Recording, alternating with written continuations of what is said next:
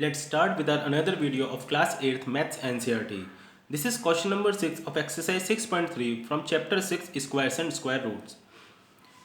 For each of the following number, find the smallest whole number by which it should be divided so as to get a perfect square.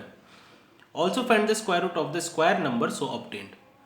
तो जैसा हमने question number 5th में करा था उसमें हमें इन्होंने ऐसा नंबर फाइंड करने के लिए कहा था, सबसे छोटा नंबर ऐसा आपको बताना था जिससे अगर हम मल्टीप्लाई करते हैं तो वो परफेक्ट स्क्वायर बन जाएगा नंबर जो हमें दिया हुआ है। लेकिन इस क्वेश्चन में सिर्फ इतना सा चेंज है कि हमें मल्टीप्लाई की जगह हमें डिवाइड बताना है। ऐसा कौन सा सबसे छोटा नंबर हम डिवाइड करेंगे जिससे कि जो हमें गिवन नंबर है वो परफेक्ट स्क्वायर बन जाएगा। इसका मतलब जो हमें नंबर गिवन है वो परफेक्ट स्क्वायर नहीं है। सबसे पहली बात तो हमें ये पता है कि ये परफेक्ट स्क्वायर नहीं है, तो इन्हें हमें परफेक्ट स्क्वायर बनाने के लिए सबसे छोटे किस नंबर से डिवाइड करना होगा, और उसके बाद जो नंबर हमारा निकल कर आएगा, जब हम इसे डिवाइड कर देंगे उसके बाद जो नंबर निकल कर आएगा, अब हमें उस नंबर का फिर स्क्वायर रूट बताना है इसमें। ठीक है, तो क्वेश्चन नंबर फर्स्ट से स्टार्ट कर लेते हैं, इसके फर्स्ट पार्ट से स्टार्ट कर लेते हैं। तो फर्स्ट पार्ट इज 252। तो सबसे पहले इसके फैक्टर्स फाइंड करेंगे हम।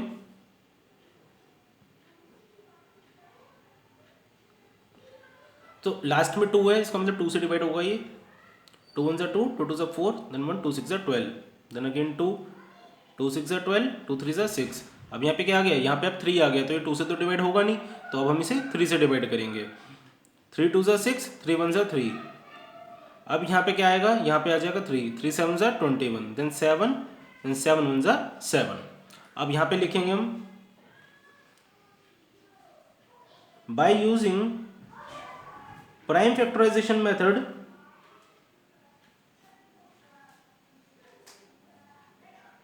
We get, prime factorization method use करके हमें क्या मिला कि 252 इज इक्वल्स टू, फैक्टर से लिख लो इसके यहाँ पर, 2 इंटू 2 इंटू 3 इंटू 3 इंटू 7। अब हम देख रहे हैं कि हम अगर इसके पेयर्स बनाते हैं तो यहाँ पे 2 के पेयर बन रहा है और 3 का पेयर बन रहा है, लेकिन 7 अकेला है, 7 का कोई पेयर नहीं बन रहा। तो इसका मतलब एक्स्ट्रा क्या है यहाँ पर, एक्स्ट्रा है यहाँ पर 7।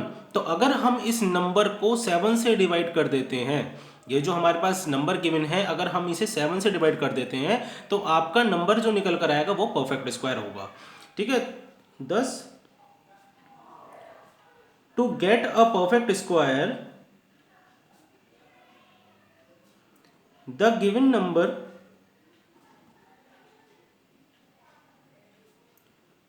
should divided by, किससे डिवाइड करेंगे, 7 से डिवाइड करेंगे, क्योंकि 7 ही एक्स्ट्रा है हमारे पास। ठीक है, तो जब हम इसे 7 से डिवाइड करेंगे तो न्यू नंबर क्या निकलेगा हमारा, यहाँ पे लिखते हैं हम new number obtained. New number obtained, कौन सा नया नंबर निकला हमारा, 252 डिवाइडेड बाय 7। ठीक है, डिवाइड करना है हमें, तो इसे डिवाइड कर लेंगे 7 से, तो अब इसे काट लो। ठीक, तो जब हम इसे इससे डिवाइड करेंगे तो यहाँ पर आएगा 7 3 21, यहाँ पे बचा 4, 7 6 42 इक्वल्स टू 36। 36 हमारा न्यू नंबर निकल कर आ गया। अब इन्होंने हमें बोला जो नया नंबर ऑब्टेन्ड होगा, जो नया नंबर आएगा हमारा, अब हमें उसका स्क्वायर रूट बताना है। तो 36 के फैक्टर्स क्या होंगे, 36 के फैक्टर्स इसी के बचे वाले फैक्टर्स होंगे जो 2 और 3 आए हैं यहाँ पे, 2 इंटू 2 इंटू 3 इंटू 3, क्योंकि ये तो एक्स्ट्रा था इसी से हमने डिवाइड कर दिया। ठीक है, तब 36 आया, तो इसका मतलब इसके फैक्टर्स ये होंगे। तो यहाँ पर लिखेंगे 36 is equals to 2 into 2 into 3 into 3। एक बार चेक करके भी दिखाता हूँ मैं आपको। 3 3 9, 9 2 18, 18 2 36। ठीक, अब हम इसके पेयर कर लेते हैं क्योंकि स्क्वायर रूट निकालना है हमें। तो पेयर 2 का बना एक पेयर 3 का बना, तो 3 2 6। ठीक है, तो इसका मतलब therefore root 36 is equals to 6। Root 36 का स्क्वायर रूट क्या होगा, 6 होगा। ठीक है, तो अब इसमें हमें इन्होंने बोला था कि हमें ऐसा छोटा नंबर फाइंड करना है, सबसे छोटा नंबर, जिससे कि अगर हम इसे डिवाइड करेंगे तो ये परफेक्ट स्क्वायर हो जाएगा। तो वो तो आ गया हमारा 7। और दूसरी चीज़ इन्होंने हमें कहा था कि जो आपका नंबर ऑब्टेंड होगा उसका आपको स्क्वायर रूट फाइंड करना है, तो वो आ गया इसका 6। ठीक है, अब हम करते हैं इसका second part. Second part is 2925। Second part is 2925। तो 2925 के भी अब हम फैक्टर्स निकाल लेंगे। 2925 इसके भी फैक्टर्स फाइंड करेंगे। अब लास्ट में देख रहे हैं हम 5 आ गए, तो ये 2 से तो डिवाइड होगा नहीं, ठीक है ना। जब इसमें लास्ट में 5 है तो 2 से डिवाइड नहीं होगा। अब हम देखते हैं 3 से होगा कि नहीं होगा, तो इनको सबको ऐड कर लेते हैं। 2 + 2 4, 4 + 5 9, 9 + 9 18, और 18 3 के टेबल में आता है, इस वजह से ये 3 से डिवाइड हो सकता है। तो यहाँ पे क्या आ जाएगा 975, ठीक है। अगेन इसे 3 से डिवाइड करेंगे तो यहाँ पर आ जाएगा 325। अब इसे हम किससे करेंगे, अब ये 3 से डिवाइड नहीं होगा आपका, जब आप इसे ऐड करके देखोगे तो क्या आएगा यहाँ पर 5 8, 5 + 3 8 + 2 10, और 10 3 के टेबल में नहीं आता, तो इसका मतलब ये किससे होगा, ये 5 से होगा डिवाइड। 5 6 = 30, 5 5 = 25, then again 5 5 1 = 5, 5 3 = 15। अब ये देख रहे हैं 13 आ गया, और 13 हमारा प्राइम नंबर होता है, तो ये इसका मतलब 13 के टेबल में ही आएगा। 13 1 = 13। तो यहाँ पे लिख लेते हैं अब हम, by using prime factorization method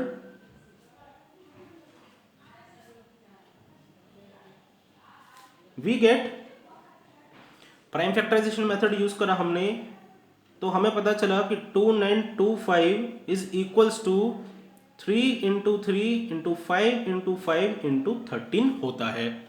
तो इसका मतलब क्या हो गया, 3 के पेयर बन रहे हैं लेकिन 13 का पेयर नहीं बन रहा, 13 अकेला है, तो हमारे पास इसका मतलब 13 ही एक्स्ट्रा है। तो हम इसे किससे डिवाइड करेंगे, इसे हम 13 से डिवाइड करेंगे।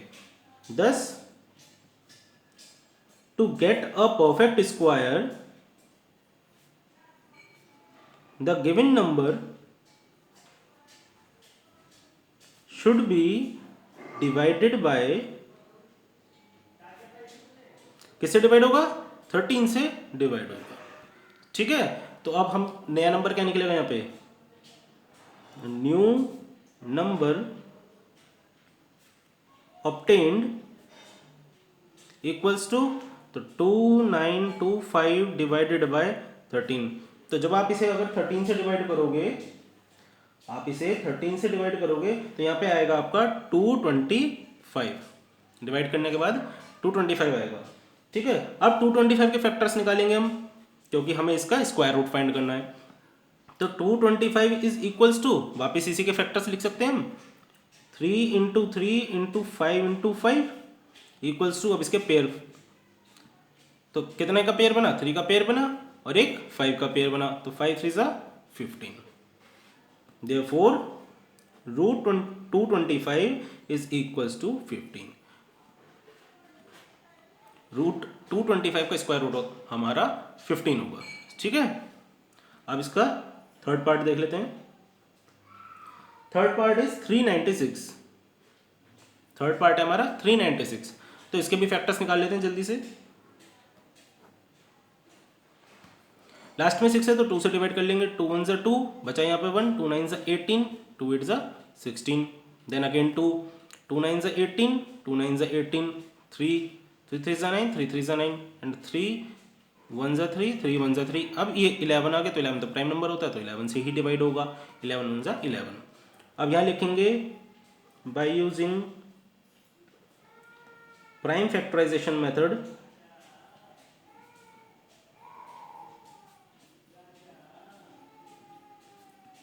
We get, prime factorization method use करके हमें क्या मिला कि 396 इज इक्वल्स टू 2 × 2 × 3 × 3 × 11 होता है। तो अब हम इसमें पेयर बना लेते हैं, 2 का पेयर बना और 3 का पेयर बना, लेकिन 11 एक्स्ट्रा है अब भी। तो इसे हम किससे डिवाइड करेंगे, कौन सा ऐसा सबसे छोटा होल नंबर है जिससे हम इसे डिवाइड करेंगे तो ये परफेक्ट स्क्वायर बन जाएगा, वो है 11, ठीक है। तो 10 to get a perfect square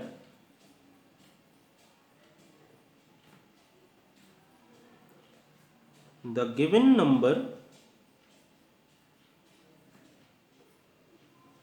should be divided by, किससे डिवाइड करेंगे, 11 से डिवाइड करेंगे। ठीक है, अब यहाँ पर डिवाइड करेंगे अब इसे, तो क्या निकलेगा, आएगा यहाँ पे हमारा न्यू नंबर निकलेगा। न्यू नंबर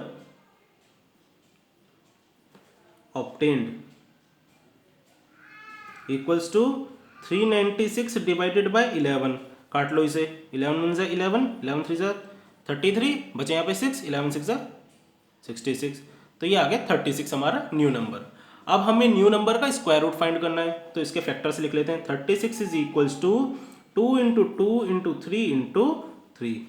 ठीक है, नाउ इनके हम पेयर बनाएंगे, तो एक पेयर बना 2 का और एक पेयर बना 3 का, तो 3 2 6 आ गया 6। Therefore root 36 is equals to 6। तो रूट 36 का स्क्वायर रूट होगा हमारा 6। तो इसमें भी हमें दो चीज़ें फाइंड करनी थी।